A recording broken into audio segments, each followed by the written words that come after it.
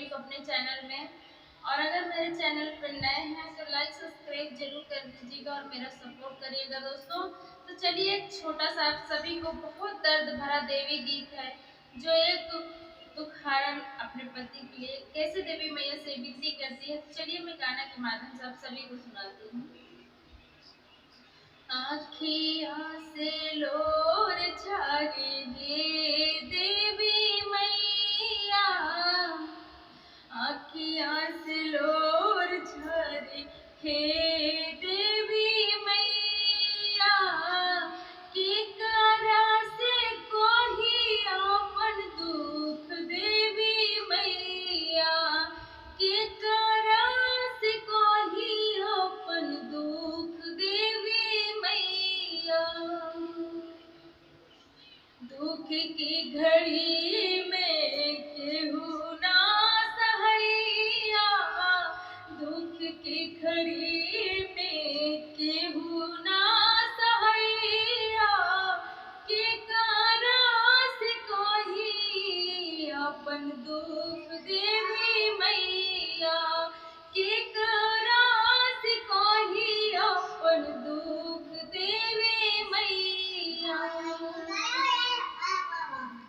सास ससुर कोहे हाथ किया खाली, कहाँ वाली जाई मैया रास्ता ना बुझाई, कहाँ वाली जाई मैया रास्ता ना बुझाई। आँखियाँ से लोर झारे हे देवी मैया, आँखियाँ से लोर झारे हे देवी मैया, के करा से कोही अपन दुख देवी मैया, के करा से कोही अपन दुख देवी मैया। छुप छुप के रोई मैया तोहरी दुआरिया, छुप छुप के रोई मैया तोहरी दुआरिया, के करा से कोही मैया अपन दुखवा, के करा के कोही मैया अपन दुखवा।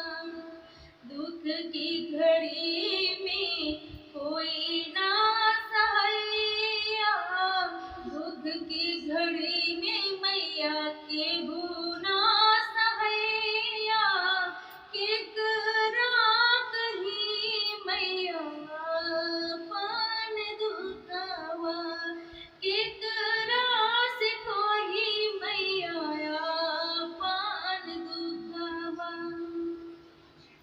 आँखियाँ से लोर झारे, आँखियाँ से लोर